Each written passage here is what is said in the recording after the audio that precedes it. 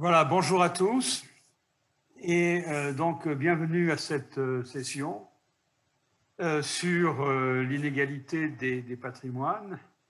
Évidemment, nous sommes un peu frustrés par le fait que cette session a lieu via les écrans, mais je crois que la pandémie nous oblige à un exercice de ce type-là. Et il vaut mieux le faire comme ça plutôt que de ne pas avoir de session du tout. Donc, comme je l'ai indiqué, cette session porte sur la mesure de l'inégalité des patrimoines et nous avons avec nous un panel de première classe pour parler de ces questions. Donc, je ne sais pas dans quel ordre il faut les présenter. Si vous avez le même écran que moi devant vous, à ma gauche, Thomas Blanchet, qui est un jeune docteur et qui est chercheur au World Inequality Lab à l'École d'économie de Paris. À ma droite, André Masson, qui est directeur d'études à l'École des hautes études en sciences sociales. En bas, à gauche de l'écran, Teresa Munzi, qui dirige les opérations d'un centre connu internationalement qui s'appelle le Luxembourg Income Study et qui a pour fonction de collecter, d'harmoniser des données sur l'inégalité des revenus en premier lieu, mais aussi des patrimoines. Il y a donc deux grandes bases de données internationales au LIS, donc Luxembourg Income Study, qui sont gérées par Teresa. Il y a donc une très grande habitude et expertise sur ces questions de données de revenus et de patrimoine. Et puis, juste en dessous de moi, Franck Célineau, qui est donc à la Banque de France et qui donc fait partie de l'équipe de recherche de la Banque de France et donc va nous parler de questions aujourd'hui, de questions de retraite. Alors, moi-même, peut-être que j'aurais pu me présenter en premier lieu, donc je suis François Bourguignon et je suis professeur émérite à l'École d'économie de Paris et également directeur d'études à l'École des hautes études en sciences sociales. Donc, quelques mots avant de rentrer dans le vif du sujet sur les raisons de cette session. Quand on parle d'inégalité, la plupart du temps, on a en tête le concept de revenu. On regarde combien les gens gagnent par mois et on fait une comparaison entre ces différents niveaux de revenus. Bien, on peut prendre les données fiscales et regarder quels sont les montants de revenus déclarés par les contribuables ou par l'ensemble de la population. Et c'est vrai que le patrimoine en tant que tel n'intervient pas de façon directe dans ces mesures. Mais il y a un problème majeur qui se pose dans la mesure où le revenu peut ne pas être un bon indicateur à lui tout seul de la question des inégalités. Je prends un exemple. Soit une famille qui a un revenu mensuel de 4 000 euros et dans cette famille, le patrimoine est strictement zéro. Il y a quelques milliers d'euros dans un compte d'épargne ou sur un livret A, mais il n'y a pas un patrimoine qui ait une importance véritable. Et puis on a une autre famille qui a aussi un revenu mensuel de 4 000 euros, qui a la même composition, et qui a un patrimoine de 200 300 000 euros. Même par exemple une maison dans laquelle il réside. Est-ce qu'on doit considérer que ces deux familles ont le même niveau de vie, ont le même bien-être? Est-ce qu'il n'y a pas d'inégalité entre ces familles? Vous voyez bien que si on se fixe sur le revenu, on va dire que ces deux familles sont absolument égales.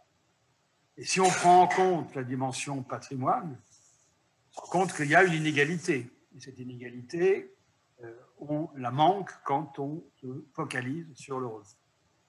Alors pourquoi il y a l'inégalité? Pourquoi est-ce que le patrimoine, d'une certaine façon, peut se comparer aux revenus? Simplement parce que si jamais dans la première famille, il y a une chute de revenus brutale parce que l'une des personnes qui travaillent dans la famille perd son emploi, ou parce qu'il y a une maladie, une longue maladie qui s'installe et qui fait qu'au bout d'un moment, l'assurance maladie ne fonctionne plus. Dans la première famille, on est condamné à diminuer sa consommation et le niveau de vie baisse de façon drastique. Dans la deuxième famille, il y a toujours la possibilité, c'est là que le patrimoine intervient, il y a toujours la possibilité d'utiliser ce patrimoine, surtout quand il est liquide, pour compenser la perte de revenus dont on peut espérer qu'elle est uniquement temporaire. Autrement dit, le patrimoine permet de lisser au cours du temps le niveau de consommation. Alors, si on n'a pas de patrimoine, on peut éventuellement s'endetter, ce que ferait probablement la première famille. Mais si on s'endette, la première famille va avoir un patrimoine, mais un patrimoine qui sera maintenant négatif. Donc, on se rend compte que, de nouveau, si on se focalise uniquement sur le revenu des personnes, on manque cette dimension importante du rôle du patrimoine qui permet de lisser les incidents de revenus qui peuvent arriver et qui, donc, doivent participer de la mesure de l'inégalité. Il se trouve que mesurer les patrimoines n'est pas une chose aussi simple que mesurer des revenus. Mesurer des revenus, à la limite, comme j'ai dit tout à l'heure, on peut se reposer sur des données fiscales et les choses sont relativement simples. D'autre part, quand on demande aux gens quel est leur niveau de revenu mensuel, ils n'ont pas beaucoup de problèmes à répondre à cette question-là parce que très souvent, les fins de mois ne sont pas non plus tellement faciles. Et donc, on voit bien à quel moment on est arrivé au bout de son revenu. En revanche, quand on demande aux gens quel est votre patrimoine, les choses sont beaucoup moins évidentes. Elles sont moins évidentes parce que je vis dans une maison dont je suis propriétaire, que je n'ai pas fini de payer d'ailleurs.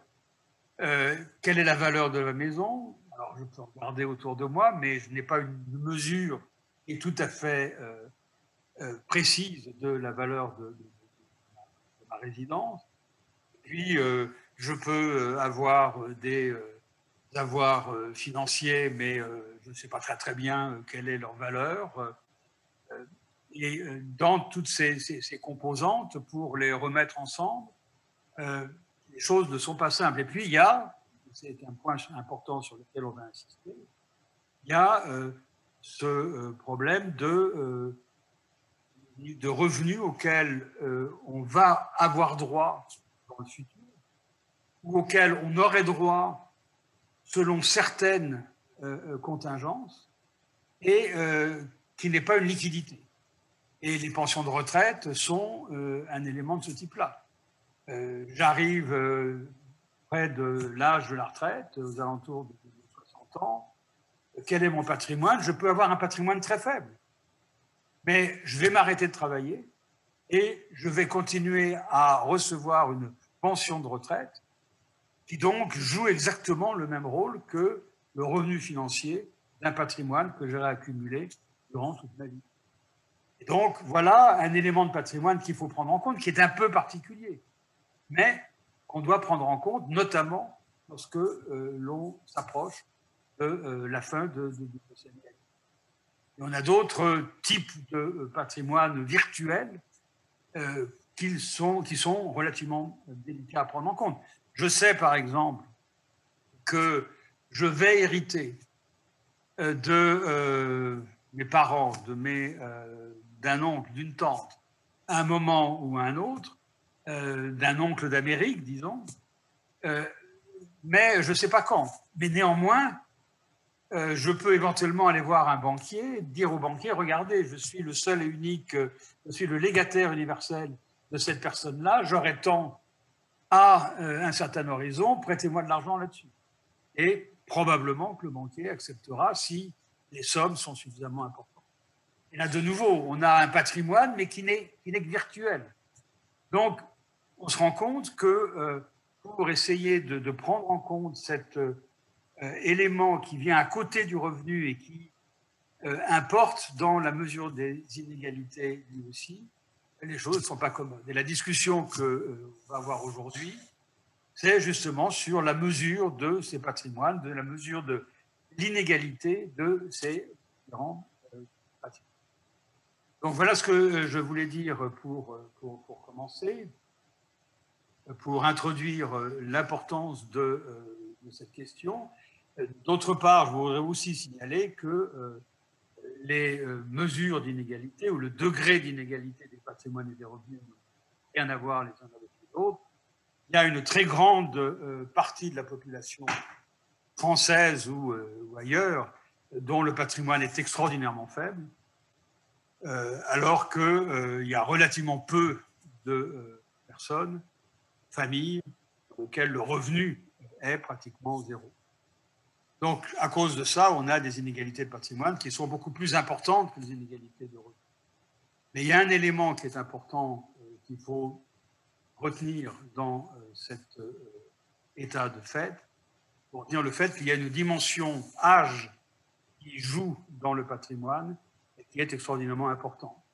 Je démarre ma vie, j'ai 20 ans, j'ai 25 ans, je viens de m'installer, je n'ai aucun patrimoine.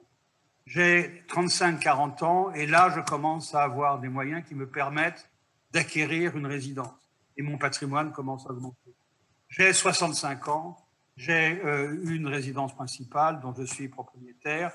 J'ai mis de côté dans un livret A ou dans d'autres vecteurs une épargne.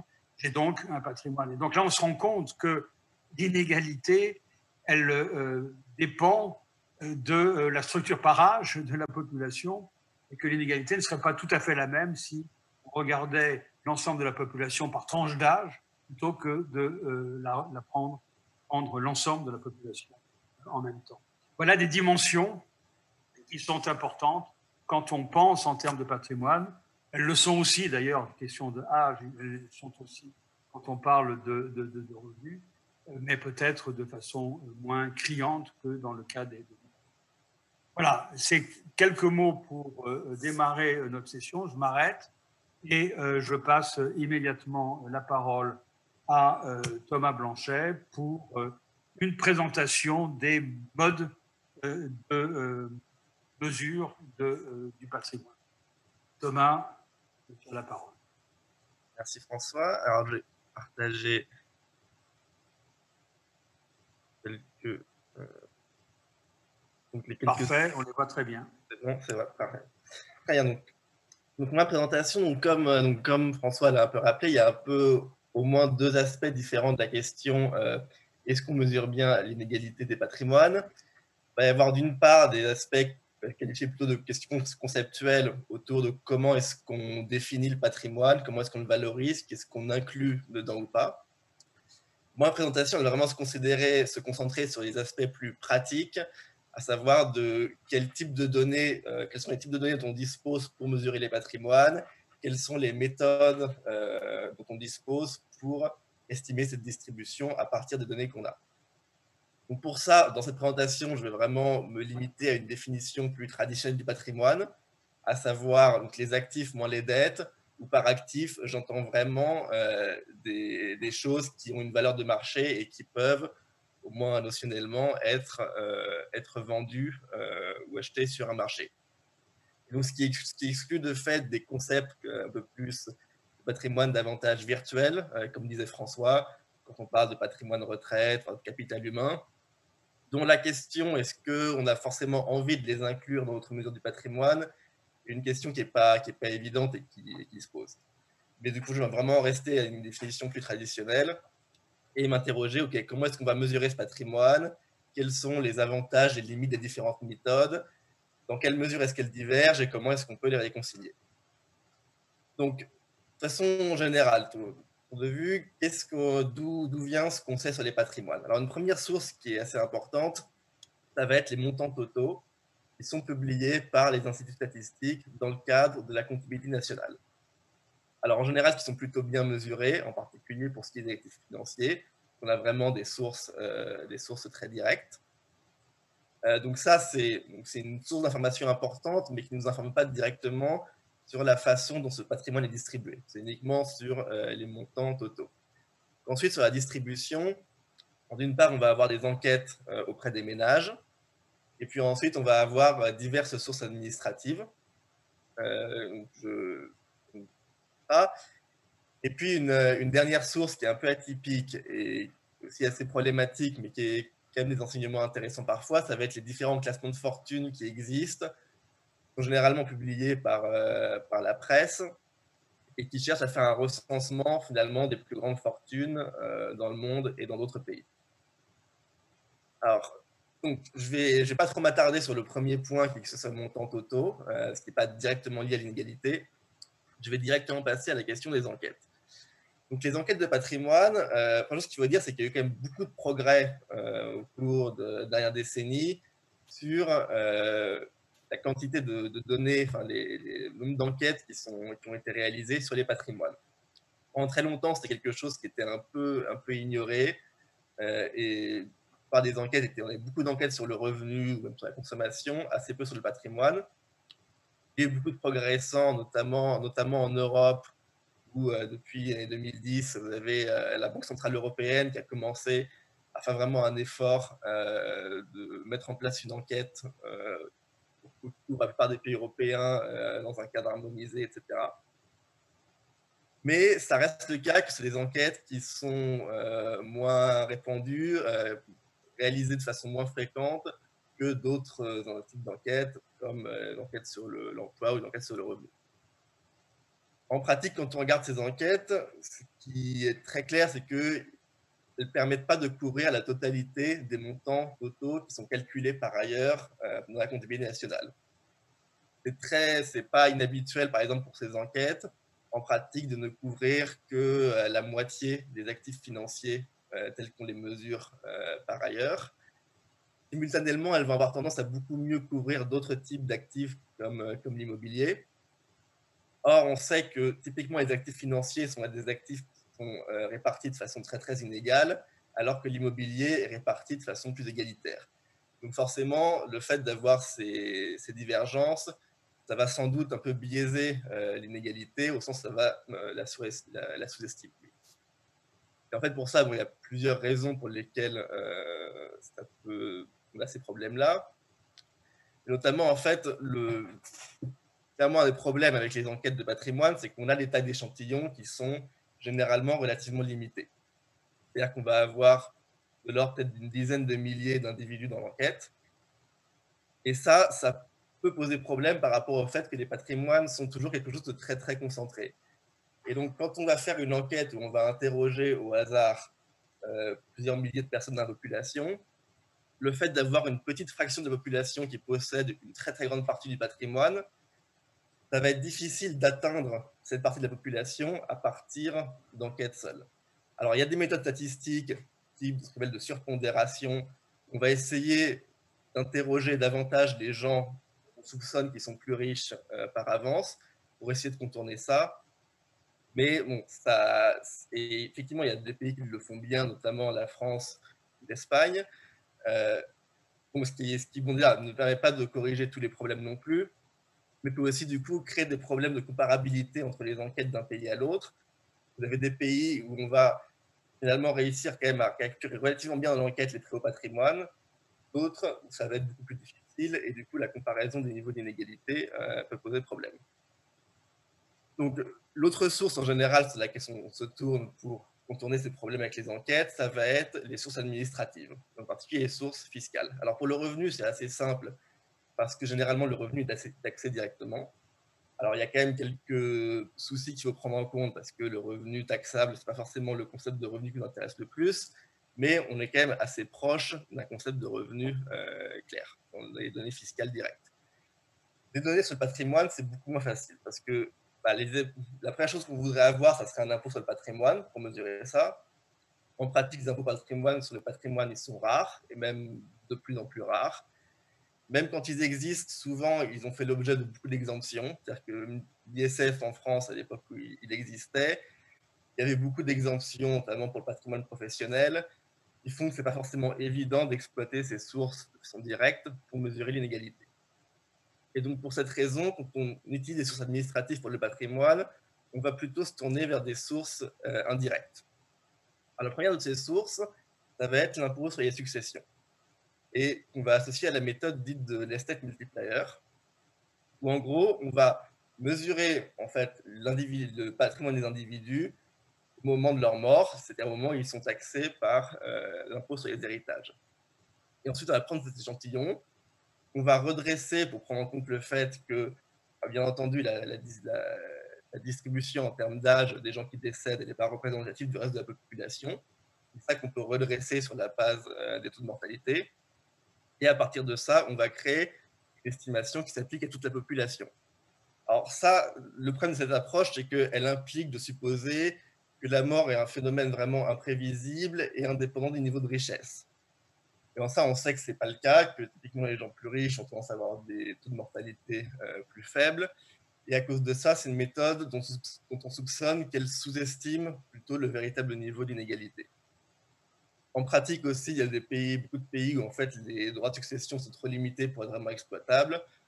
Aux États-Unis, vous n'êtes pas soumis à l'impôt sur l'héritage si vous avez un patrimoine de moins de 20 millions. Donc, clairement, ça va être difficile d'avoir des estimations très solides à partir de ce type de données. Donc, l'autre approche, elle consiste à utiliser les impôts sur le revenu du capital, donc sur les revenus que le patrimoine génère. Donc, on va regarder les données fiscales sur le revenu, isoler les revenus du capital, ramener finalement ces revenus du capital aux montants totaux qui sont calculés par les comptables nationaux. Et à partir de là, on va supposer en fait un taux de rendement, que le taux de rendement est le même pour tout, le taux de rendement était le même pour un actif donné. Et à partir de là, on va reconstruire une distribution des patrimoines. Alors ça implique de supposer que le taux de rendement par actif ne varie pas, ou au moins pas trop, avec le niveau de revenu. Alors qu'en pratique, on soupçonne quand même que les taux de rendement ont tendance à être plus élevés pour les gens plus riches. Et si c'est effectivement le cas, il y a un risque de surestimation de l'inégalité des patrimoines. Encore une fois, il y a aussi des problèmes avec les données, où il y a certaines réformes de la taxation du capital qui fait qu'on n'observe plus directement les revenus du capitaux dans les revenus fiscaux et qui rendent encore une fois difficile d'appliquer cette méthode. Et puis, dernière source un peu atypique, mais qui est parfois utile, ça va être les classements de type Forbes ou Challenge, qui sont vraiment des recensements des individus ou des familles qui sont les plus riches. Alors, c'est des classements qui, du point de vue recherche, posent pas mal de problèmes. Il y a clairement une certaine opacité méthodologique derrière ça. Il n'y a pas quelque chose de très systématique parce que c'est vraiment un travail d'enquête au cas par cas. Ça pose beaucoup de questions en termes de cohérence, concept de patrimoine qui est utilisé, de l'unité statistique qui est utilisée. En général, c'est des classements qui ont tendance, au cours de la décennie, à montrer des hausses très, très, très fortes des patrimoines tout en haut de la distribution. Souvent, d'ailleurs, beaucoup plus fortes que ce qu'on observe avec toutes les différentes autres méthodes. Dans quelle mesure c'est exploitable, c'est vraiment une question qui est encore ouverte en termes de recherche, mais que ça a quand même des enseignements intéressants qui vont être tirés de ces données. Donc, concrètement, on a toutes ces différentes méthodes pour mesurer les patrimoines qui peuvent parfois donner des résultats un peu divergents. Donc, la question, c'est comment est-ce qu'il faudrait avancer à partir de là. Clairement, à terme, ce qui serait optimal, c'est qu'on mette en place finalement un système de mesure, système statistique de mesure des de patrimoine et d'ailleurs aussi de revenus, qui soit basé principalement sur les sources administratives les plus directes possibles, un peu sur le modèle de la comptabilité nationale. Donc, c'est clairement un projet que devrait idéalement être pris en charge par les gouvernements et les instituts statistiques qui sont les seuls à avoir vraiment les moyens de mener ce projet de façon soutenable. En attendant, on fait ce qu'on peut avec les sources qu'on a à notre disposition. Et l'idée, c'est vraiment d'aller chercher, de voir ces différents les résultats donnent ces différentes méthodes et d'aller vraiment chercher un peu la convergence des preuves, où est-ce que ça nous amène. Et en pratique, on arrive quand même pas trop mal. On voit qu'on arrive relativement bien à réconcilier, dans beaucoup de cas, les divergences qu'on peut observer. Aux États-Unis, par exemple, on sait que la méthode dite de l'estate multiplier, qui se base sur les impôts sur la succession, tend à donner des résultats qui sont un peu aberrants par rapport aux autres méthodes, mais que hormis celle-là, on a quand même une convergence assez claire. Pareil pour la France, où finalement les différentes méthodes donnent quand même des résultats qui sont assez proches quantitativement.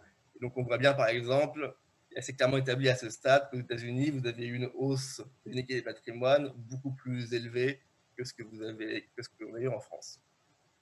Voilà.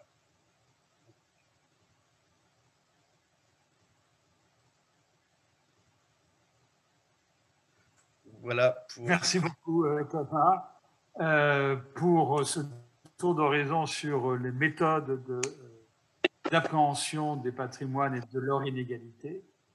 Est-ce que je peux maintenant passer la parole à Franck Célio, dont d'ailleurs j'ai oublié de signaler qu'il est le directeur adjoint des statistiques à la Banque de France, donc il est certainement le plus près de ces questions de mesure de patrimoine. Franck, à vous la parole. Bonjour, est-ce que vous voyez le bureau là? Je crois que oui, j'espère quelque chose qui gêne, mais voilà. Oui, parfait, très bien. Voilà, je vais vous présenter, donc c'est un travail qui est encore non finalisé, qu'on avait présenté au mois de juillet en séminaire interne à la banque, qui est co-rédigé avec Laurence Bloch de l'INSEE.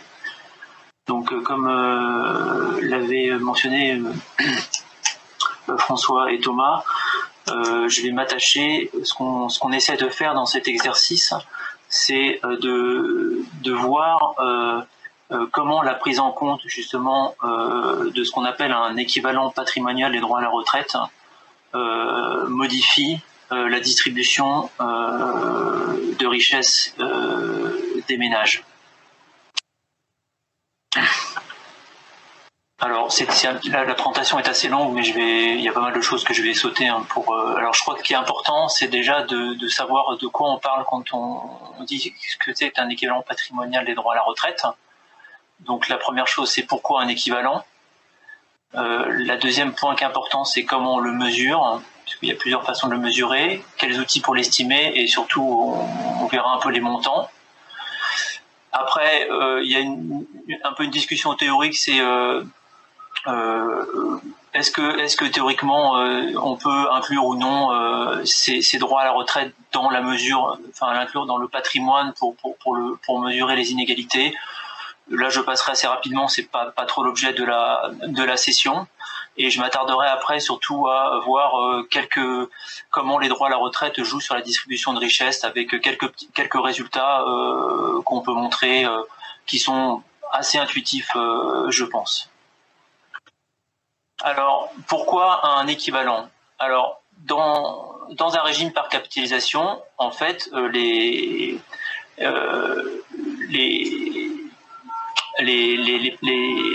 la propriété des personnes couvertes par le fonds, un régime obligatoire organisé par exemple par des employeurs ou par une compagnie d'assurance dans le cadre d'une retraite volontaire supplémentaire, et ben dans ces organismes-là, on a un compte de patrimoine, donc on a un bilan, et donc c'est un passif, donc ces droits à la retraite, etc. C'est un passif de ces organismes, et un actif des gens qui ont placé leur argent au fur et à mesure dans ces fonds. Donc il n'y a pas de, c'est pas un droit, c'est un droit explicite en fait. Par contre, dans un régime par répartition comme en France, c'est en gros une comptabilité de flux. On a des contributions qui sont collectées auprès des cotisants maintenant, en fait, des comptes contemporains, et qui financent des prestations versées aux retraités. Et il n'y a pas d'accumulation d'actifs financiers qui vise à couvrir les engagements contractés envers les cotisants lorsque ces derniers liquideront leurs droits à la retraite plus tard. Donc, c'est pour cette raison que, notamment dans le cadre de la comptabilité nationale, il n'y a pas de passif qui est inscrit au bilan des administrations publiques au titre de ces pensions à la retraite à verser à l'avenir. Donc c'est un engagement, en fait, mais il y a quand même un engagement implicite. Et donc toute l'idée, puisqu'on veut calculer après des indices d'inégalité, de voir un peu quel est le montant, ça va être de mesurer en quelque sorte le bilan de notre régime de sécurité sociale, on va dire, régime de retraite. Alors, donc comment on mesure ce bilan? Donc il y a des droits, on le mesure en termes de droits acquis à une date considérée. Donc il y a d'autres mesures qui existent, mais c'est vraiment c'est accrued to date liabilities. Donc c'est des droits acquis au moment où on les considérait, à la date T. Et donc on mesure ces droits acquis pour des actifs. Donc qu'est-ce qu'on fait pour ces actifs? Donc on va simuler un actif à une période T, on va simuler une carrière complète de cet actif sous l'hypothèse d'un départ à la retraite à taux plein. Et puis on va projeter ensuite les prestations en retraite, les flux auxquels il va avoir droit jusqu'à la fin de sa vie. Et ensuite, effectivement, on va calculer, une fois qu'on aura ce montant de flux qui va arriver au fur et à mesure, et on va pouvoir calculer effectivement à quoi il correspond en termes de valeur de montant actualisé de total. Donc à quoi correspond la somme actualisée de tous ces flux, et ça va être en fait pour ces actifs-là l'engagement implicite que le régime aura envers ses actifs. Donc pour les retraités, c'est la même chose, sauf que là c'est plus simple, puisque là les droits acquis correspondent aux sommes actualisées de leur pension future projetée. Là c'était une illustration simple, donc par exemple on avait un actif, donc là on se place en 2009 puisque toutes les données qu'on va utiliser c'est à 2009. Donc un actif qui a 45 ans en 2009, donc qui est né en 1964, qui a 20 ans d'activité depuis le début de sa carrière, qui a démarré en 89, 20 ans jusqu'à la retraite, donc il prendra sa retraite en 2029. On sait que compte tenu des conditions actuelles du régime, il va percevoir une retraite annuelle de 24 000 €, et ce pendant 20 ans, jusqu'à son décès. Avec un taux d'actualisation de 1%, puisqu'évidemment tout ça on le ramène à maintenant, on a un droit à la retraite de l'ordre de 100 000 €. Alors on proratise, puisque vous voyez qu'il y a un petit 20 sur 40, c'est-à-dire qu'il n'a qu'à travailler que 20 ans sur les 40 auxquels il doit. Donc on proratise, c'est-à-dire c'est bien les droits qu'il a acquis maintenant. Et pour un retraité âgé de 65 ans en 2009, donc qui est né en 1944, qui vient juste de partir à la retraite, et avec cette même pension de retraite de 24 000 € pendant 20 ans, avec un taux d'actualisation de 1%, il a un patrimoine retraite implicite de 450 000 €. Donc c'est quand même assez conséquent. Alors là je passe, donc là c'est pour mesurer ces équivalents patrimoniaux, donc ça c'est des outils qui sont disponibles, qui sont à l'INSEE, donc notamment Destiny 2. Et donc qui permet, donc le travail qu'on a fait, donc on a utilisé des biographies fournies par Destiny, qu'on a appariées donc avec l'enquête patrimoine 2009, donc qui est une enquête qui permet par ménage, par individu et puis par ménage, d'avoir effectivement les revenus et surtout le patrimoine immobilier, financier, etc. Et donc comme ça nous permet d'avoir, en appariant les données et en le ramenant au ménage, puisque là on ne parle que de ménage et pas d'individu, et donc on a pour chacun des ménages de l'enquête, on a le patrimoine net privé, donc c'est sa richesse privée qu'il a accumulée tout au long de sa vie. Donc comme le disait François en début de séance, c'est les actifs financiers qu'il a accumulés, son patrimoine logement, le tout diminué de ses dettes. Donc ça, c'est vraiment des encours, on parle d'actifs nets. On a évidemment l'équivalent patrimonial des droits à la retraite qu'on a calculé, et donc on peut avoir avec ça, la somme des deux donne une richesse augmentée. Donc je vais passer là-dessus. Donc maintenant sur les données. Donc en 2009, donc en moyenne le patrimoine net par ménage c'était 230 000 € pour une médiane de 113 000 €. Le patrimoine retraite, c'est à peu près la même chose en moyenne, 241 000 €, mais plus élevé en médiane, près de 200 000 €. Et donc, on a une richesse augmentée en moyenne de 470 000 euros par ménage et de 337 000 euros pour la médiane. Et si on regarde alors effectivement l'agrégat au niveau macroéconomique, donc c'est des choses qui sont transmises à Eurostat, puisque dans un but d'harmonisation internationale, donc Eurostat souhaite avoir pour l'ensemble des pays une table additionnelle, comme dans le jargon la table 29, et donc dans lequel, à partir de ces calculs-là, on donne un équivalent patrimonial des droits à la retraite de tous les régimes obligatoires. Et ben ça fait quand même 9 800 milliards d'euros, à taux d'actualisation de 2%, donc ça fait 4 fois le PIB et 0,9 fois le patrimoine net des ménages tel qu'il ressort des comptes nationaux. Évidemment, quand on prend un taux d'actualisation plus faible, plus fort, le patrimoine, effectivement, comme on va actualiser, donc il va être un petit peu plus faible, mais c'est 8 000 milliards d'euros. Alors, je vais passer là-dessus. Donc voilà. Alors voilà alors qu'est-ce qu'on peut retenir juste quand même je vais regarder sur le tableau. Donc ce qu'on voit, c'est que ce qui est important, c'est que les différences sont relativement plus importantes pour la médiane, puisque la médiane de la richesse retraite, si on regarde, elle est quasiment 66% supérieure à celle de la richesse nette privée, et la médiane de la richesse augmentée est près de 3 fois plus supérieure à celle du patrimoine net. Alors, et donc,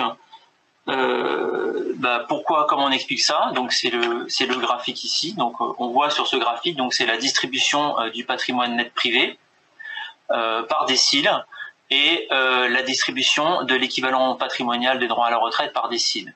Et donc ce qu'on voit, c'est que cet écart relatif entre médiane plus importante qu'entre moyenne, il s'explique par la forte concentration de la richesse retraite dans les déciles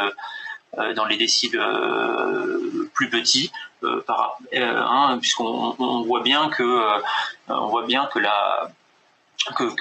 la courbe est beaucoup plus plate que des droits à la retraite que celle du patrimoine net privé, où on voit qu'effectivement il y a une très très forte concentration sur le dixième décile. Alors on peut aussi calculer un certain nombre d'indicateurs d'inégalités usuelles sur ce patrimoine retraite.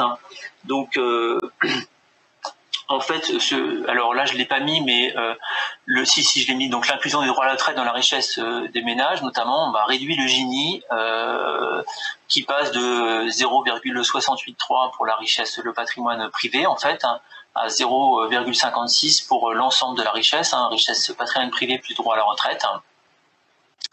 Et ce qu'on voit donc dans la dernière colonne du tableau, c'est qu'est-ce qui contribue le plus à l'inégalité. Ce sont les actifs non financiers et puis la richesse retraite.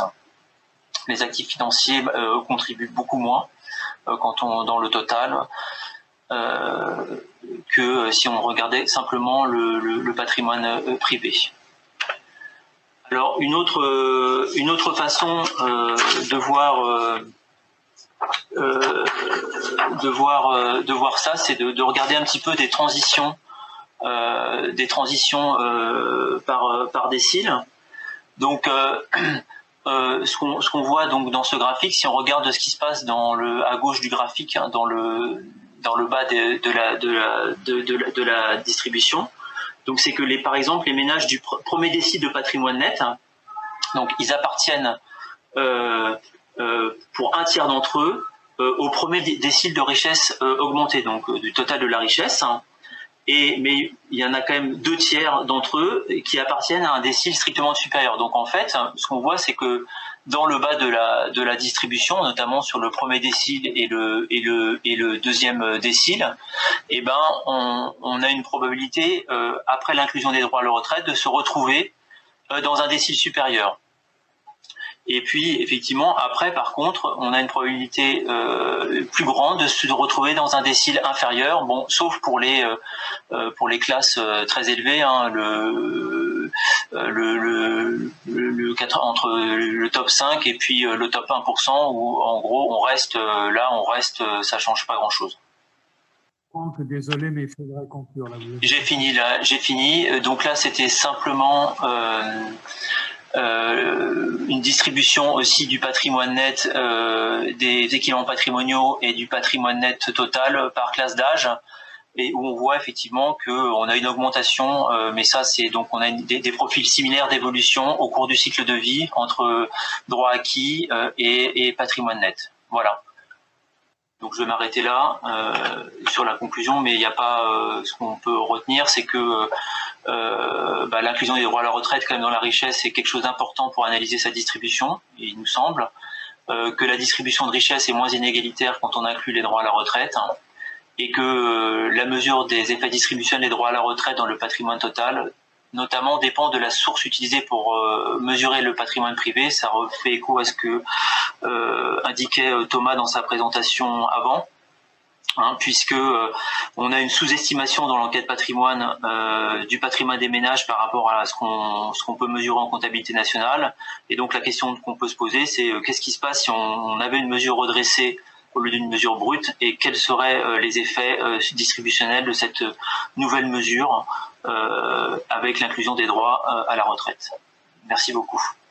Merci beaucoup, Franck. Je crois que je vais arrêter. Vous avez bien montré que l'inclusion de ces droits à la retraite, de ce patrimoine que je vais appeler virtuel ou latent au tout début, était effectivement très important.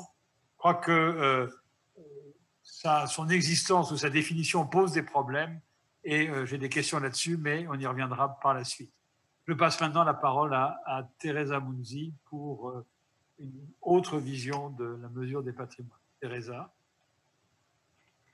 Oui, merci François.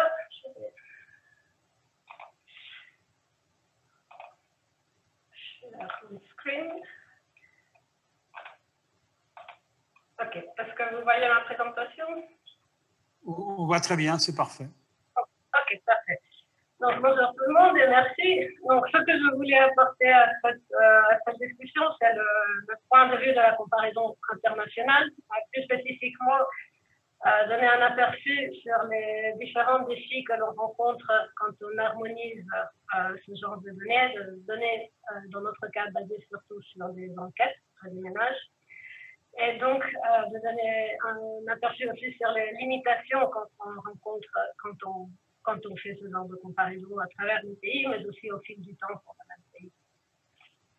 Donc pour faire ça, je vais commencer par donner un petit peu le contexte de l'exercice qu'on fait au LIS. Donc, le Luxembourg World Study, qu'on appelle le LUS Database, c'est la toute première base de microdonnées harmonisées sur la richesse en existence depuis 2007. Elle provient donc du travail du LIS, comme François l'a dit, c'est un institut qui harmonise notamment des données transmises depuis plus que 35 ans maintenant. Donc, fort de cette expérience en harmonisation sur des microdonnées sur leurs données, au début des années 2000, on a commencé à regarder aussi le côté patrimoine, et on a lancé en 2007 cette nouvelle base de données qui contient aujourd'hui 18 pays seulement. Elle est bien plus petite que la base de données de revenus, pour 60 datasets, et qui couvre la période de 1995 jusqu'à nos jours. Alors, ce qu'on fait fondamentalement, c'est qu'on essaye d'obtenir pour chaque pays ce qu'on pense être les meilleures microdonnées basées sur enquêtes qui portent sur le patrimoine. On les harmonise pour les faire entrer dans une base de données qui est le plus standard possible. Par ça, je veux dire que c'est une base de données avec des fichiers rectangulaires, avec exactement la même structure, les mêmes variables, les mêmes noms de variables, et autant que possible les mêmes concepts derrière chaque variable. Donc, pour permettre le plus que possible une comparaison entre les pays.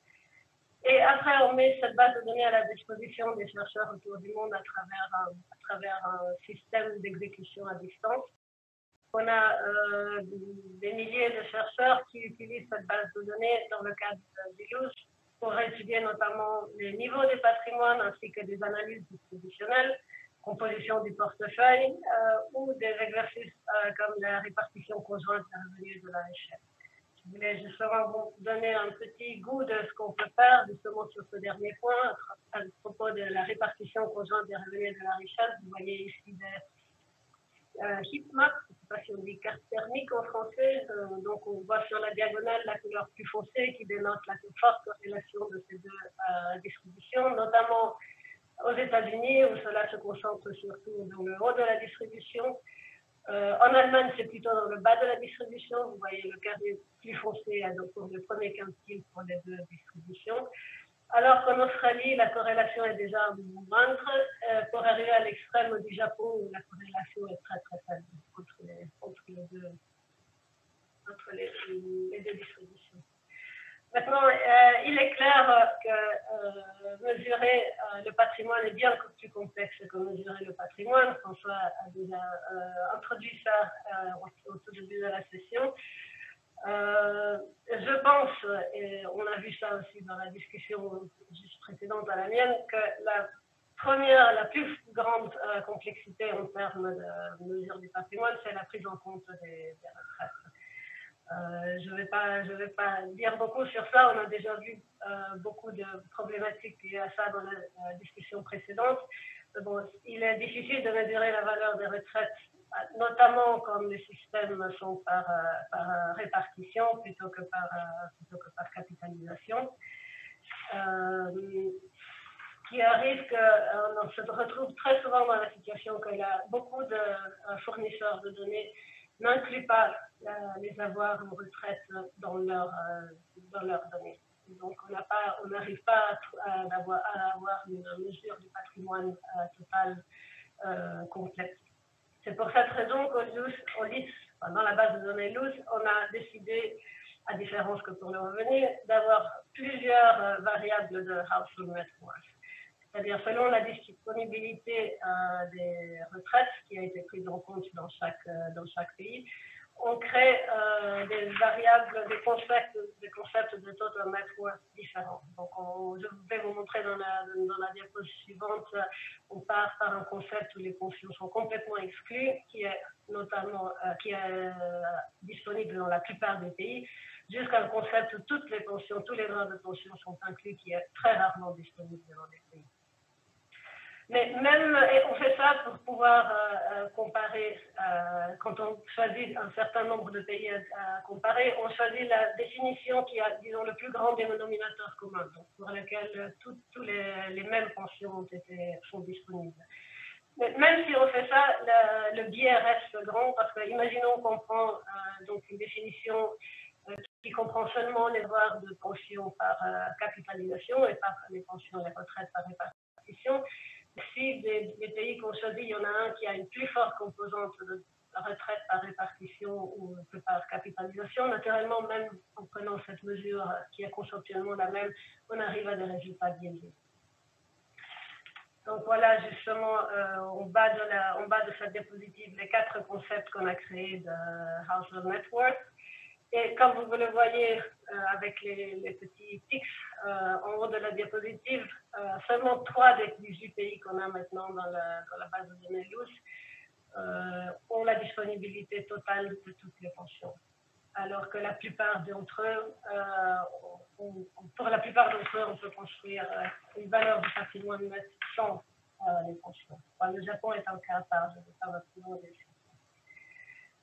J'ai fait un tout petit exercice bien plus simple que celui que Frank vient de nous montrer sur de l'impact sur l'inclusion des retraites sur l'indice de Gini. On voit très bien que le Gini décroît dès qu'on prend en compte des pensions. On a des résultats moindres par rapport à ce que Frank vient de montrer. On ne voit qu'une chute de 3% dans 2 de 3 pays. Et une chute très faible, par contre, au Royaume-Uni. Il faudrait peut-être voir un peu mieux comment comparer ça au résultat que Franck a montré pour la France. Les complexités, par contre, ne se limitent pas seulement à la prise en compte des retraites. Il y a, dans chaque composante du patrimoine, on trouve des différences énormes parmi fournisseurs de données, parmi pays. Et naturellement, tout cela limite la comparaison, le pouvoir de la comparaison finale des inégalités. Tout d'abord,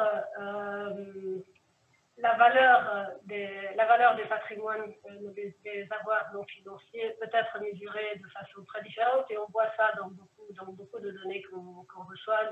Les méthodes utilisées sont très différentes, notamment pour l'immobilier.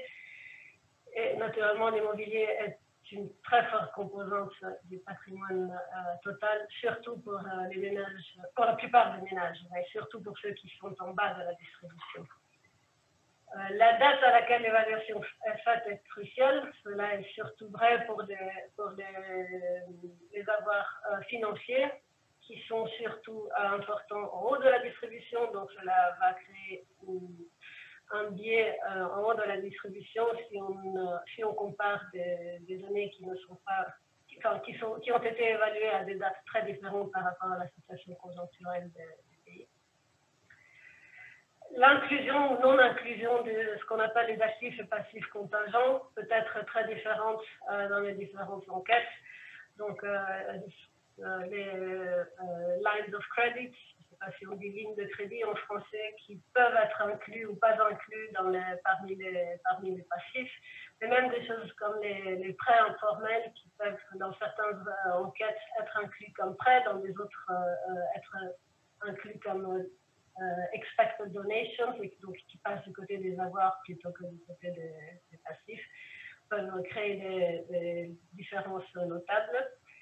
Finalement, une autre chose qu'on a souvent remarqué, c'est que de plus en plus, les fournisseurs de données maintenant mesurent une partie du patrimoine au niveau individuel plutôt qu'au niveau de ménage, ce qui est intéressant naturellement pour faire d'autres genres de recherches, notamment celle sur la différence entre genres.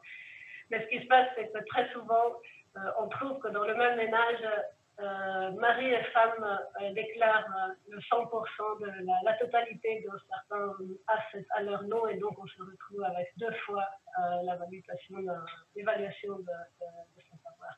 Donc il faut vraiment bien faire attention et bien corriger ces données par rapport à cette possible limitation. Donc je conclue par des recommandations qui sont plutôt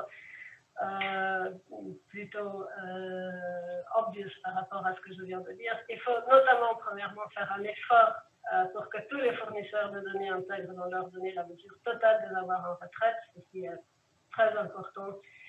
On a vu ça à nouveau avec la présentation précédente. Mais il faut aussi convenir de normes internationalement reconnues. Il n'y a toujours pas assez de normes pour que les pays collectent ces données de la même façon. Je crois que dans ça, il y a pour ce qui concerne les données basées sur les enquêtes, il y a une très forte possibilité de complémenter les données d'enquête avec des autres types de données. On a à donner un aperçu sur tous les autres types de données qui peuvent être utilisées. Et je crois que la complémentarité entre les types de données est fondamentale pour arriver à une bonne mesuration du patrimoine. Et finalement, j'aimerais bien conclure par noter qu'il est vraiment important de ne pas se limiter à évaluer seulement un concept quand on veut mesurer le bien-être, les inégalités économiques d'un pays. Il est très important, c'est vrai que la richesse est importante, on en a parlé au début, mais la richesse est surtout importante. Nous offre un outil qui est surtout important pour regarder le haut de la distribution. Il faut continuer à inclure dans la mesure des revenus et peut-être la consommation pour pouvoir aussi avoir des outils qui permettent d'analyser le reste de la distribution et notamment le bas de la distribution. Et voilà, j'arrête ici. Merci beaucoup, Teresa, pour cet éclairage sur la difficulté d'effectuer des comparaisons internationales et les problèmes que posait la mesure même à l'intérieur d'un certain nombre de pays. Et donc, je passe maintenant la parole à André, qui va peut-être prendre un peu plus de champ par rapport à la question de la mesure proprement dit, pour parler de questions peut-être plus fondamentales à propos des patrimoines. Voilà, bonjour à tous. Vous m'entendez bien, là, ça va? Donc, oui, moi, je vais avoir un point de vue plutôt de l'utilisateur de ces données.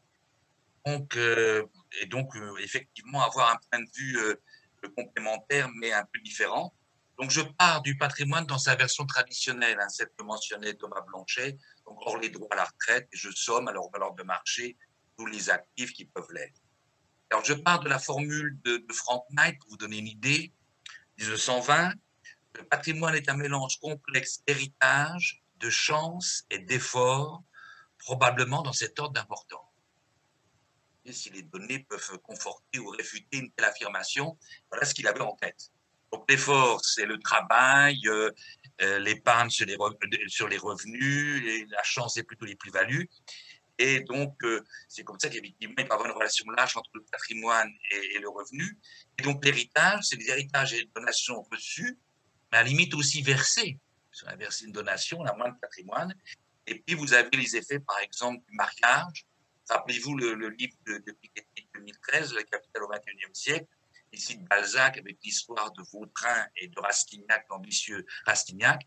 S'il veut réussir, et donc faire fortune, Rastignac ne peut pas tabler sur sa carrière personnelle, il doit se marier avec une riche héritière. Donc là, c'est clair, manière de faire fortune. Et puis, vous avez encore quelque chose qui est plus difficile à mesurer, qu'on appellerait les nouvelles accumulations primitives, from scratch. Là, vous avez encore une phrase de Balzac dans le Père Goriot, je me demande si elle est vraie, mais qui date du 19e. Le secret des grandes fortunes sans cause apparente est un crime oublié parce qu'il a été proprement fait. Voilà. Alors, par rapport à ça, en gardant ça en tête un petit peu, quel est le phénomène essentiel depuis les années 80? C'est la patrimonialisation de nos sociétés. Moi, dans la zone euro, le rapport du patrimoine net au revenu national, rapport agrégé, de 1914 à nos jours, suit une courbe en U, avec une remontée brutale maintenant et un minimum vers 1950. Aux États-Unis, on n'a pas du tout le même profil que dans la zone euro, le profil est là. On voit déjà des différences énormes entre pays. Et puis, on assiste, nous aussi, à une reprise modérée de la concentration du patrimoine dans la zone euro, après une longue baisse régulière depuis 1914. Par exemple, en France, la baisse, c'est de 1914 à 1984. Depuis, ça remonte un petit peu. Les États-Unis, c'est complètement différent. La reprise est beaucoup plus précoce, elle date des années 40-50. Et vous avez un croisement des courbes vers 1960, c'est-à-dire une inégalité du patrimoine, au départ plus faible et maintenant plus élevée aux États-Unis. Même c'est avec les difficultés de données. Alors, pour ces évolutions, on pourrait demander justement si la montée des droits à la retraite depuis les années 50 explique et comment ce type d'évolution. Moi, je vais beaucoup plus me concentrer sur les inégalités du patrimoine selon l'âge ou la génération, en liaison avec le vieillissement de nos sociétés. Bon, je pourrais faire qu'une partie de ce que je voulais faire sans doute, mais l'idée, le fil rouge, si vous voulez, c'est plus que j'avance dans mon argumentation, plus c'est spéculatif, et plus les données ont du mal à pouvoir tester ce que je dis, et elles manquent de plus en plus. Donc au départ, c'est assez facile, et après, ça devient plus compliqué. Donc si on parle de la situation patrimoniale actuelle, on peut dire qu'il y a une concentration du patrimoine, au moins en France, au moins des seniors, avec ce qu'on appelle la règle des 3-60, c'est-à-dire les seniors, 60 ans et plus, possèdent quelques 60% du patrimoine non financier, d'abord immobilier, mais aussi 60% du patrimoine financier. Bon. Évidemment, quelqu'un qui fait des statistiques dira, mais qu'est-ce qu'il considère, le patrimoine brut ou le patrimoine net? C'est le patrimoine net des seniors possède plus. Et puis évidemment, ça dépend des données utilisées. On sait que Thomas Blanchet en parlerait plus, et c'est très différent si on prend les données brutes de l'INSEE, par exemple, ou si on prend les données réévaluées, par exemple, dans la ligne du World Inequality Database. En particulier, dans le cas des données brutes de l'INSEE, les coupes du patrimoine selon l'âge sont en forme de dos d'âne avec une décroissance à âge élevé. Si on prend les données réévaluées donc, du WID, donc en accord avec les données de la comptabilité nationale, en fait, on voit que les coupes du patrimoine selon l'âge, il n'y a pas de décroissance, pour ainsi dire, après 60 ans. Donc, évidemment, dans ce cas-là, les seniors vont posséder plus. Donc là, on a une difficulté de savoir comment, quels sont que possèdent finalement les seniors, par exemple. Exactement.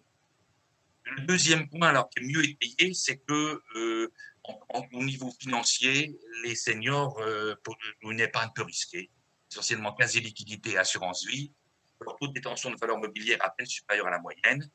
Et donc, évidemment, on peut se demander si une épargne aussi liquide, enfin, à court terme ou à moyen terme, peut être transformée pour le financement de l'économie réelle, vu les difficultés actuelles de l'intermédiation financière.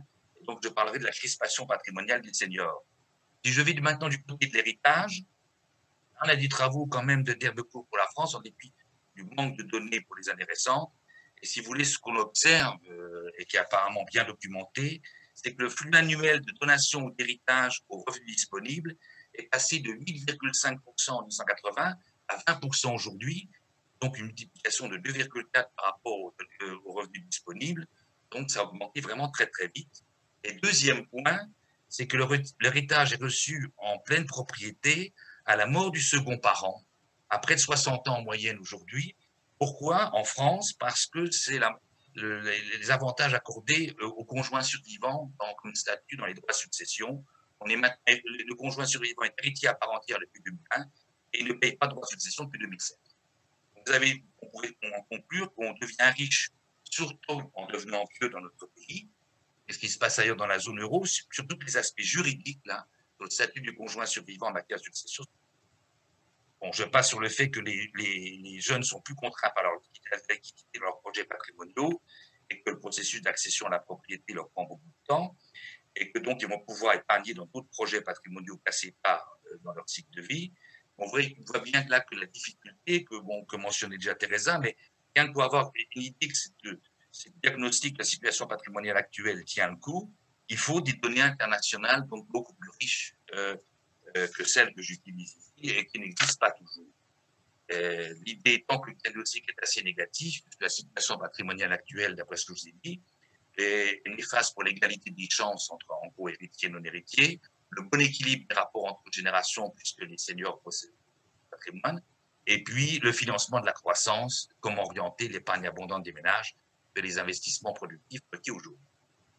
On fait maintenant l'évolution de la situation patrimoniale, donc en se demandant si cette situation est conjoncturelle ou pas, en dynamique, et on voit, si vous voulez, en regardant les évolutions passées et les évolutions prospectives, on a une masse de patrimoine croissante depuis 1980 au moins des seniors français, comme au niveau, à mon avis, mais c'est plus difficile, des autres pays. Donc les seniors se sont enrichis relativement aux autres âges de la population. C'est dû notamment au poids croissant de l'héritage, de plus en plus tardif. En prospective, vous allez avoir à l'arrivée au grand âge des premiers baby boomers, nombreux et plus aisés, qui ne fera que renforcer le phénomène. L'héritage va être de plus en plus important, mais reçu tard. Le deuxième, c'est que tous les seniors ne sont pas riches. Et là, les travaux récents de l'INSEE et aussi du WID montrent que depuis 2010 et après, avec ces données de panel, donc, à mentionner de Thomas Blanchet, donc le Household Finance and Consumption Survey, il y aurait une divergence croissante dans les trajectoires patrimoniales des seniors aisés et des seniors modestes. Ça demande des données longitudinales qui sont difficiles à avoir. Alors, le problème, c'est le manque de recul, c'est depuis 2010. Donc, je vous donne les résultats qui sortent un petit peu. Pour les seniors aisés, l'éphénoria continue. Les jeunes retraités actuels possèdent plus que les générations d'avant, et les trajectoires patrimoniales sont plus ou moins constantes.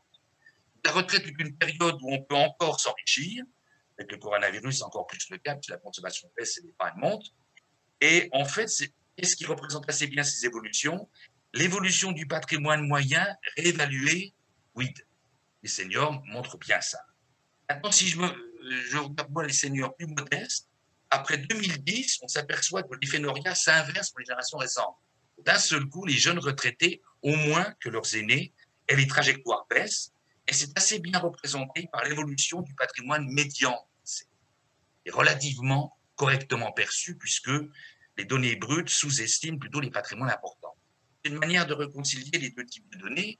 Alors après, évidemment, on peut avoir des tas d'interprétations, en particulier la dégradation à venir du niveau de vie relatif des seniors, avec la baisse des taux de remplacement qui serait en France de 20 à 25% d'ici 2040, concernerait essentiellement les seniors moins aisés. Les seniors aisés seraient peu touchés. Donc ça demande quand même des c'est une perspective qui n'existe sans doute pas. Et je voudrais là-dessus dire quand même que l'enjeu est important, puisque les inégalités de patrimoine à âge élevé sont beaucoup plus impactantes que les inégalités de patrimoine jeunes, en gros parce qu'ils font compenser un capital humain de plus en plus défaillant. Ça, en termes de bien-être, c'est important de voir que ces inégalités sont plus importantes. Dernier point sur l'évolution, en gros, les seniors futurs vont se comporter comme les seniors actuels, avec la même crispation patrimoniale. C'est dû à leur forme de rationalité, mais aussi à la montée des risques associés à la longévité. Comme on vit plus longtemps, le risque de perte d'autonomie augmente.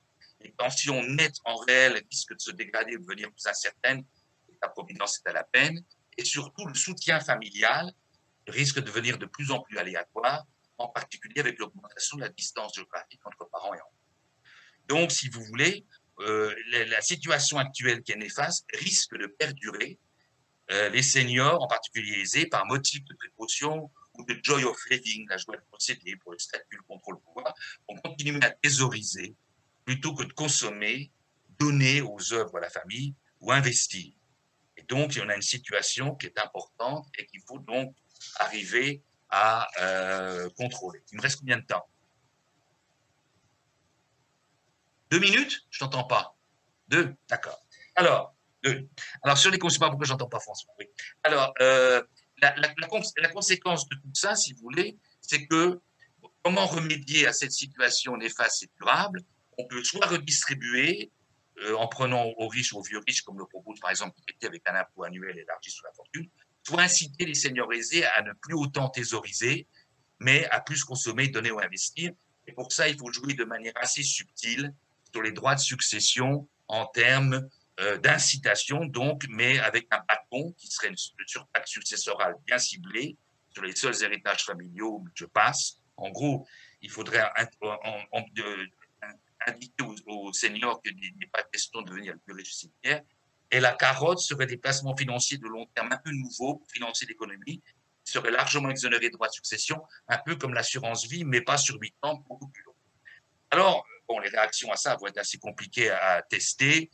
La théorie est assez claire, mais c'est sûr que le point de vue empirique se demande beaucoup.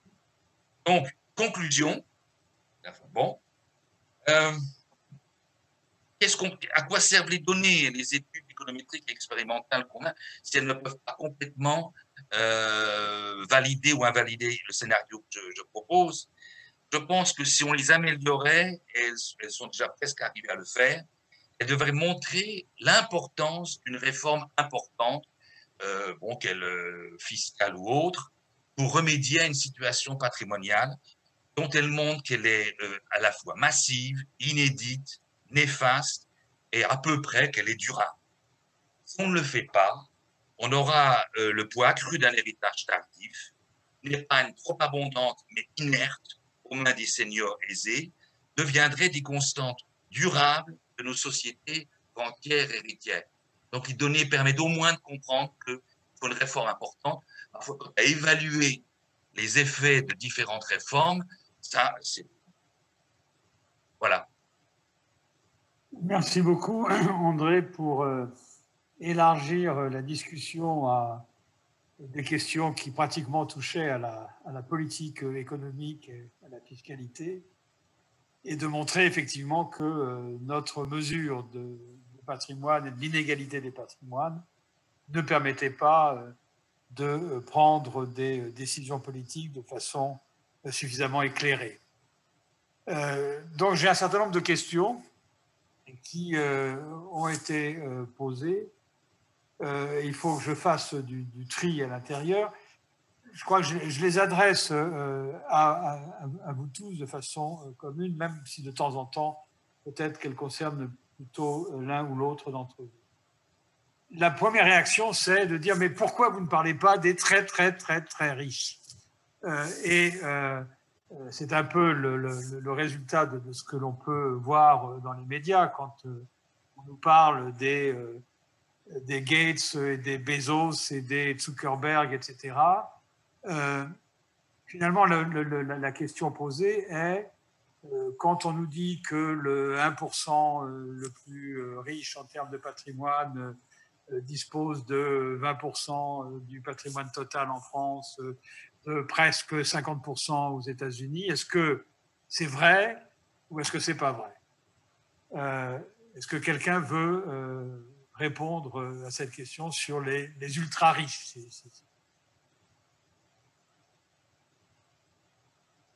André a une réponse. Je pensais que Thomas en avait une aussi, mais André, vas-y. Oui, les très riches posent un problème particulier. Dans les réformes que je propose, moi, donc, que je cible les seniors aisés sur les droits de succession, c'est les seniors aisés, pas forcément riches. Et en particulier, je ne toucherai pas au seuil d'exemption actuel, qui fait que 20% des successions seulement payent des droits, à peine plus de 10% les successions en ligne directe, et je ferai un impôt de ce type-là. Il est évident que lorsqu'on concerne les très riches, bon, dont effectivement les données de l'INSEE et les données de WIC ne s'accordent pas du tout sur la part que possèdent les 1% les plus riches. L'INSEE, ça doit être 16-18%, les données WIC réévaluées, on arrive à 23-24%. C'est pas du tout pareil, déjà. La composition du patrimoine n'est pas du tout pareil non plus. Donc là, on a un vrai problème de passer de brut à redresser pour les très riches. Je pense que si on veut un impôt annuel sur la fortune, alors là, il y a une discussion, mais une possibilité, c'est de dire qu'il faut qu'il soit vraiment complémentaire des droits de succession, et donc il doit ne concerner que les très riches, un petit peu ce qui était proposé dans la campagne des primaires démocrates par Elizabeth Warren ou Bernie Sanders. C'est aussi un peu ce que propose Saez et Zucman. Ça n'est pas ce que propose Thomas Piketty. Au contraire, que cet impôt sur la fortune aille jusqu'en bas de la distribution, quitte à supprimer les taxes foncières. Là, il y a un vrai débat. Si on veut que les deux impôts coexistent et remplissent des fonctions différentes, il faut que l'impôt sur les très riches soit à un seuil beaucoup plus élevé que celui de l'ancienne ISF. Oui. D'autres réactions? Thomas, tu voulais, oui? Je peux ajouter quand même deux mots donc, sur la question qu'est-ce qu'on sait effectivement sur le patrimoine des très très riches. Effectivement, en fait, les méthodes dont je parlais qui se basent sur les données administratives ont effectivement en fait surtout pour but d'essayer de capturer correctement les très très riches, parce que si on se limite en fait au milieu ou même au bas de la distribution, là-dessus on peut penser que les données d'enquête font déjà un assez bon travail. Alors, effectivement, on sait donc en termes de différence, c'est vrai qu'il y a des différences entre les résultats que vont donner l'INSEE, en tout cas l'enquête patrimoine faite par l'INSEE directement, et les résultats qu'on va trouver peut-être avec les méthodes indirectes dont je parlais en France. Bon, après, effectivement, on peut passer peut-être de 16-18% à plutôt 22-24% dans un cas ou l'autre. Dans les deux cas, on reste quand même à un niveau où on trouve qu'en France, on a un niveau de dégâts de patrimoine qui est relativement limité en termes de comparaison internationale par rapport à un situation comme les États-Unis, où effectivement, on est clairement à une part de 1% les plus riches qui va être peut-être pas 50%, mais autour de 40%.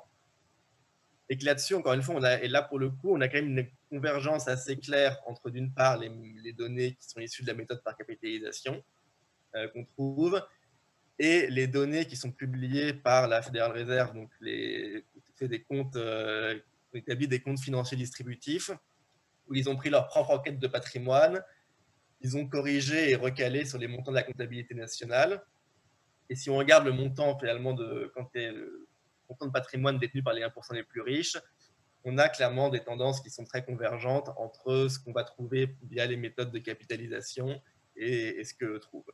Donc, clairement, on a cette trajectoire divergente entre France et États-Unis qui pour assez claire, sur laquelle on a des preuves assez convergentes dans les données.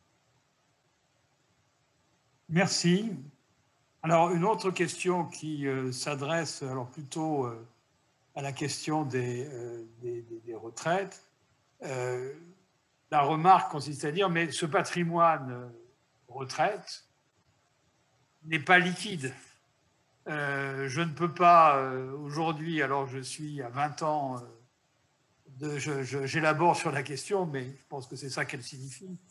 Je ne peux pas aujourd'hui, alors que je suis à 20 ans de la retraite, aller voir un banquier et utiliser ont droit à la retraite comme un collatéral pour obtenir un emprunt.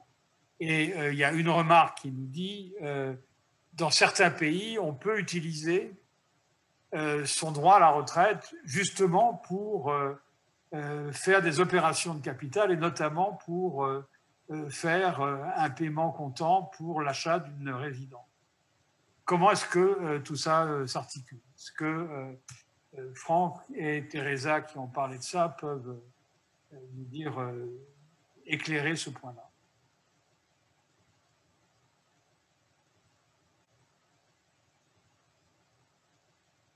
Oui, je veux bien dire 2 mots. Oui, la remarque, effectivement, on peut pas, en France, le patrimoine retraite tel que on le définit, on le mesure, il n'est pas liquide, on ne peut pas s'en servir comme collatéral pour emprunter de l'argent, pour s'acheter une maison ou que sais-je encore. Je ne savais pas qu'on pouvait le faire dans je ne sais pas quel pays on peut le faire là, mais je ne savais pas qu'on pouvait le faire dans certains pays. Et donc c'est effectivement une des raisons pour lesquelles c'est parfois, c'est pour ça qu'en comptabilité nationale, notamment, traditionnellement, on ne met pas ce patrimoine dans le.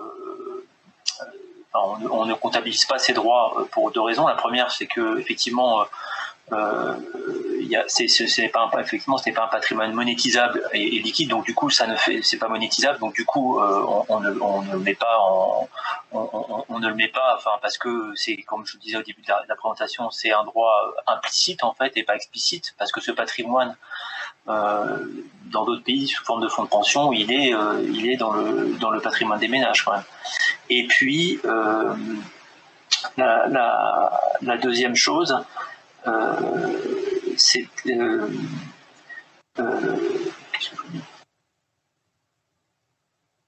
que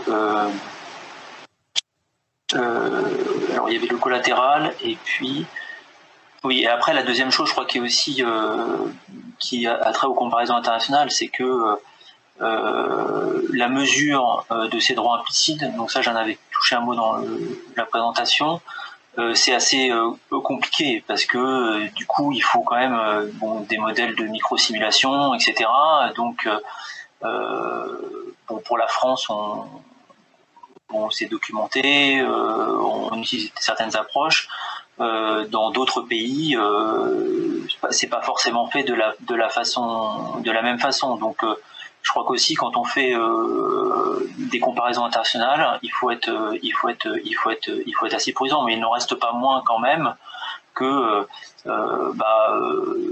la prise en compte de ces droits, quelle que soit la mesure qui a été utilisée, elle est quand même, elle donne un certain nombre d'indications sur la distribution, la façon dont elle va réduire les inégalités, et puis aussi ça joue certainement sur le comportement de consommation de consommation des ménages dans le cycle de vie. Est-ce que ce patrimoine est substituable ou pas substituable? Bon, effectivement, la non-substituabilité le fait qu'on ne puisse pas le faire de collatéral est un des éléments qui indique que effectivement c'est pas les deux le patrimoine qu'on accumule et ce patrimoine retraite ne sont pas forcément substituables. Oui, peut-être juste. Teresa, oui. Oui, je suis tout à fait d'accord avec ce que Franck vient de dire, notamment le fait qu'on ne peut pas l'utiliser comme collatéral n'implique pas que la personne qui a des droits en retraite plus grands va naturellement accumuler moins de capital pendant sa vie, parce qu'ils auront moins besoin de capital à l'âge de la retraite. Donc, c'est super important quand même de prendre en compte les droits à la retraite, sinon la comparaison n'est pas valable. Si on prend une personne qui n'a pas du tout de droit à la retraite, elle aura forcément accumulé plus de capital, mais ça ne veut pas dire qu'elle est plus riche ou aura un meilleur bien-être que celle qui n'a pas accumulé parce qu'ils ont des droits à la retraite. Thomas, tu voulais dire quelque chose? Oui, permettre de juste faire quelques remarques. Je peux me permettre de faire peut-être une voix dissidente sur la question de l'ajout du patrimoine de retraite. Je pense effectivement, il y a clairement, c'est quelque chose qui est intéressant à mesurer, de voir comment est-ce que ce patrimoine retraite se lie dépend, est lié au reste du patrimoine privé. Après, je ne suis pas forcément convaincu qu'on ait envie d'additionner ces deux composants comme si le patrimoine retraite était un composant du patrimoine. Au sens où, effectivement, le patrimoine retraite, il va avoir un impact sur le comportement des gens. Dans un pays avec un système par répartition, les gens vont moins épargner pour leur retraite que sur un système par capitalisation. Mais après tout, c'est vrai aussi de beaucoup de choses. C'est vrai que dans un pays qui va avoir tellement un système d'aide sociale plus important qu'un autre, les gens vont peut-être moins avoir à se constituer une épargne de précaution. Et pourtant, ça pourrait vouloir dire qu'en France, après tout, on pourrait dire, vu qu'il y a un RSA, on peut considérer que quelqu'un qui n'a aucun autre revenu, il va au moins percevoir un montant de l'ordre d'un RSA socle de l'ordre de 500 € par mois. Et après tout, si on cumule ça sur de 25 à 65 ans, on a déjà, avec un escompte de 1%, on arrive déjà à environ 200 000 € de patrimoine RSA implicite. On pourrait encore ajouter l'association de solidarité des personnes âgées, on rajouterait encore la même somme. Du coup, on arrive si on commence à vouloir incorporer forcément tous ces revenus dans le patrimoine, on arrive à un concept qui est assez étrange et je ne suis pas sûr qu'il ait forcément beaucoup plus de sens que de se limiter finalement au patrimoine privé et effectivement de regarder pas seulement ça comme définition unique de la recherche, de la richesse, de lier ça aussi aux inégalités de revenus, de consommation, etc. Mais c'est plus important de regarder ces différents composants indépendamment que de chercher à les combiner en un seul concept englobant. Non, je crois que la remarque est très bonne.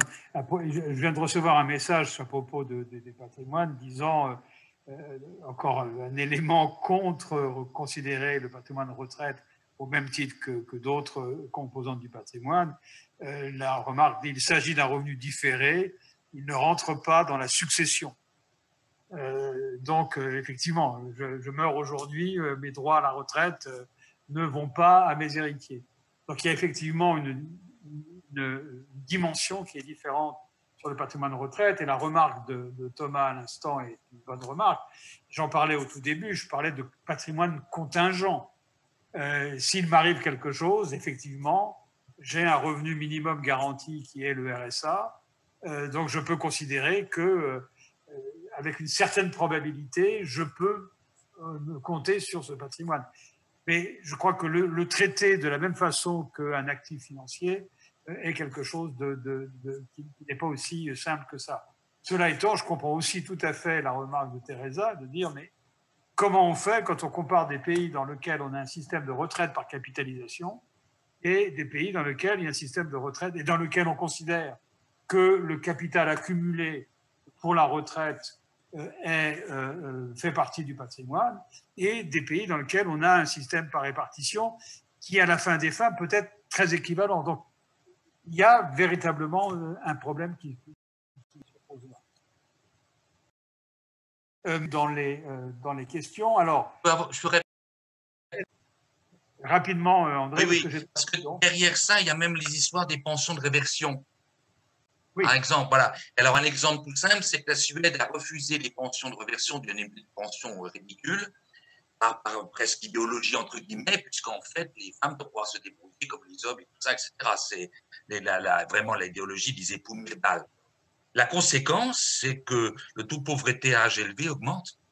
En particulier, les veuves âgées en sont les victimes, et que la France, pour une fois, a des statistiques de taux de pauvreté à âge élevé, en retraités au plus de 60-65 ans, qui sont très bonnes et qui baissent. On est sous 8%. Le seul pays qui fait mieux que nous dans la zone euro, c'est les Pays-Bas. Pour des raisons assez connues, ils ont mis une pension minimum élevée. Donc, en termes de bien-être, de revenus, etc., même les pensions de réversion comptent. Non, tout à fait. Ça rentre dans la même logique que celle que j'indiquais tout à l'heure. Donc, en liaison avec justement André, tu vas peut-être garder la parole, mais les autres peuvent certainement intervenir. Ne risque-t-on pas des émigrations des plus riches à partir du moment où on impose le patrimoine? Et question subsidiaire, comment traite-t-on le patrimoine possédé à l'étranger? Est-ce qu'il rentre dans les mesures dont vous avez parlé Et donc, est-ce qu'on ne sous-estime pas l'inégalité en négligeant le patrimoine possédé à l'étranger? André, tu veux dire un mot sur… Oui, là-dessus, normalement, par exemple, au niveau américain, c'est pris en compte. Effectivement, ça dépend des contraintes institutionnelles qui font qu'on doit déclarer le patrimoine à l'étranger ou pas. C'est comme le patrimoine dans les paradis fiscaux. S'il y a une volonté politique, ça va marcher. S'il n'y a pas de volonté politique, ça ne marchera pas. Donc, ça dépend des règles qui sont instaurées. En termes d'exil fiscal, puisque ce qui est posé, les études sont fragiles, mais on admet généralement que l'impôt sur la fortune va entraîner un exil fiscal. On avait vu pour l'ISF ou d'autres choses.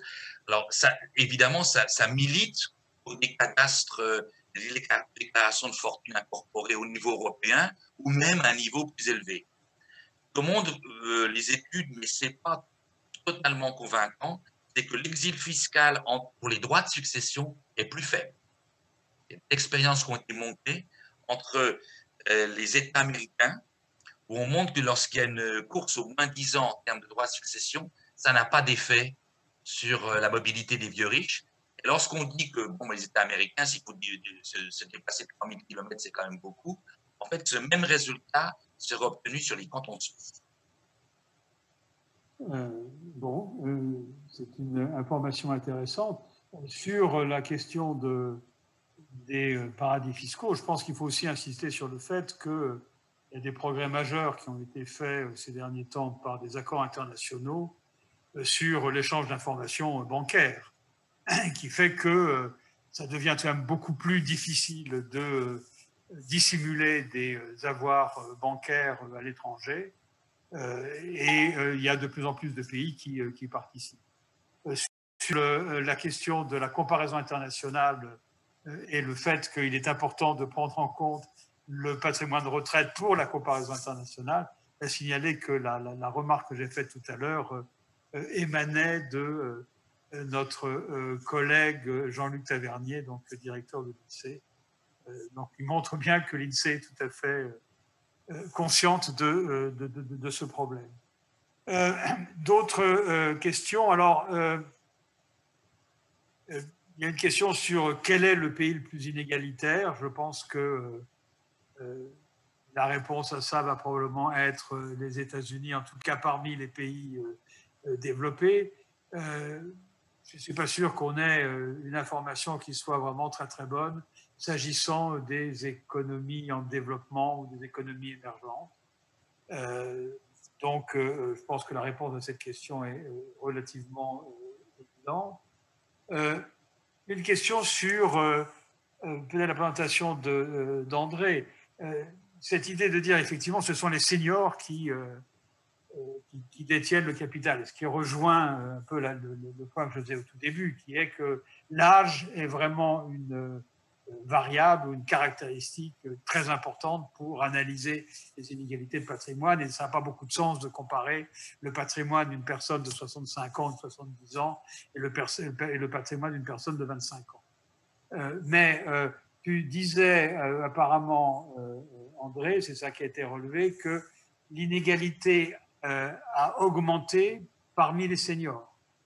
Est-ce que tu peux commenter ça, c'est des données donc, qui ont été des études de l'INSEE, je ne me rappelle plus exactement le nom des auteurs, mais avec les données donc, du panel 2010, 2015, 2018, c'est là qu'ils observent effectivement du point de vue longitudinal qu'il y a un changement. Alors, ce n'est pas fait encore suffisamment à fond, mais on s'aperçoit qu'il y a des trajectoires patrimoniales divergentes entre les seniors modestes et les seniors aisés. Et comme je le disais, c'est bien capté par l'évolution du patrimoine moyen réévalué type WID, etc., qui concerne en fait, on est au 80e centile ou même au-delà, et puis le patrimoine médian qui, lui, suit un profil de cycle de vie et avec un décrochage des nouvelles générations par rapport aux anciennes à la retraite. C'est tout récent, ça date de 2010, 2015, 2018. C'est tout récent. C'est en données longitudinales, donc c'est compliqué. Et on s'aperçoit qu'il y a une augmentation de l'inégalité au sein des seniors. Ça correspond un petit peu que certains vont continuer à s'enrichir pendant la retraite, pendant que le niveau moyen des seniors relatif va se dégrader. Oui, il faut savoir qu'en France, les seniors, pour le moment, à un niveau de vie relatif de 105%, qui est monté à 110% avec l'effet du coronavirus. Puisqu'évidemment, les salaires ont baissé et que dans la plupart des pays européens, l'Autriche doit être à 90%, mais dans beaucoup de pays, c'est à 80%. Donc, nous allons rentrer dans le rang. Et ça ne concerne pas tous les seniors. D'accord. Je vais vite, hein. Bon, je crois qu'on a atteint notre J'ai quand même deux questions que je voudrais me poser. Une remarque consiste à dire, mais finalement, est-ce que les fluctuations des marchés financiers n'affectent pas de façon majeure l'estimation des inégalités de patrimoine? Donc, est-ce qu'aujourd'hui, on n'a pas des inégalités de patrimoine, si je poursuis sur cette idée? Est-ce qu'on n'a pas aujourd'hui des inégalités de patrimoine qui sont très fortes parce que les marchés financiers sont à un niveau très élevé? Et si demain, on a des marchés qui reviennent à des niveaux qui sont plus standards, est-ce qu'on ne va pas observer automatiquement une diminution de l'inégalité des patrimoines? Donc, la question pose le problème de quelle est la bonne référence? Qu'est-ce qu'on fait avec l'évolution du prix des actifs? Thomas, tu veux dire quelque chose là-dessus? Oui, vas-y. Effectivement, le prix des actifs avec l'inégalité du patrimoine, ça fait partie, je dirais, de la définition même du patrimoine. Après, la question, c'est est-ce que du coup, ça rend les statistiques sur les inégalités de patrimoine particulièrement volatiles et par conséquent peut-être inutilisables? Bon, le fait est que c'est pas tant... Effectivement, il y a un peu de volatilité comme dans beaucoup de séries, mais il y a aussi clairement des tendances très claires qui se dégagent à long terme et que ça ne rend pas les mesures impossibles. Oui, André? Là-dessus, on avait des données magnifiques, qui étaient les données de l'ISF sur 30 ans, qui reliées à cette question, consistait à dire la mobilité qu'il y avait au sein des plus riches. On l'avait, si on avait les bandes de données, etc. En fait, on ne les a pas. Et si on l'avait eu, on aurait des données uniques pour dire, par exemple, qui sur 20 ou 30 ans a fait partie, a payé l'ISF, et on s'aperçoit que ce n'était pas 0,5, 1% ou 2%, mais peut-être 12% des gens, parce qu'il y a des gens qui rentraient, des gens qui sortaient de ces plus riches. Et on avait des données uniques qui, finalement, on n'arrive pas à réunir, parce que les bandes, en fait, ne sont pas utilisables. Mais on avait cette possibilité, c'est une question qui est liée à ça. Donc, quand on a justement une évolution volatile, ça fait que le classement varie. Ce n'est pas uniquement conjoncturel, c'est aussi qu'il y a des gens qui montent et des gens qui descendent. Et donc, quelle est cette mobilité intracorps? Je m'excuse d'utiliser un terme un peu barbare. Est-ce que c'est toujours les mêmes qui sont en haut? Et là, c'est quand même une donnée assez fine qu'on aurait dû avoir avec les données de l'ISF. Et qu'on n'a pas. Et qu'on n'a pas et qu'on n'a plus maintenant. Et qu'on n'a plus maintenant. Et dernière remarque, quelqu'un nous dit, mais finalement, le patrimoine de la résidence principale, est-ce qu'il n'est pas pris en compte, est-ce qu'il ne peut pas être pris en compte par l'introduction du loyer implicite dans la mesure du revenu? Et donc, si on a des mesures de revenus qui incluent un loyer implicite des propriétaires de leur logement, est-ce qu'il ne faut pas éliminer la résidence du patrimoine? On a déjà pris ça en compte. Qu'est-ce que cela suggère comme remarque de votre part? Teresa sait très très bien qu'il y a beaucoup de pays dans lesquels le loyer implicite est pris en compte dans les revenus et d'autres dans lesquels il ne l'est pas. Oui, tout à fait. Ça, c'est vrai. Je dirais aussi que la question, alors, se poserait pour d'autres types de revenus. Tous les revenus de capital aussi ne devraient pas être pris en compte alors dans la mesure de revenus quand on regarde en même temps revenus et patrimoine. Donc non, je crois que c'est vrai, ce sont des revenus et des patrimoines qui sont très corrélés, mais il faut quand même garder dans le patrimoine la totalité du patrimoine ainsi que dans le revenu la totalité des revenus qui comprend les loyers imputés. André, tu auras le dernier parole. C'est sur les comparaisons internationales. Si on dit que le loyer fictif doit être rentré dans le revenu et même être imposé pour les choses, ça va changer. En Suisse, il est imposé. Hein. Et voilà. Donc, exactement. Donc, ça va changer les comparaisons de patrimoine. Ce qu'on fait, enfin, on sait justement par rapport au revenu patrimoine que dans les données de la zone euro, l'Allemagne est riche en revenus et pauvre en patrimoine. Pourquoi? Parce qu'il y a une diffusion de la propriété principale qui est faible à 45%. On a presque l'effet inverse. Le pays le plus riche, celui qui a le taux de propriété le plus faible, c'est la Suisse.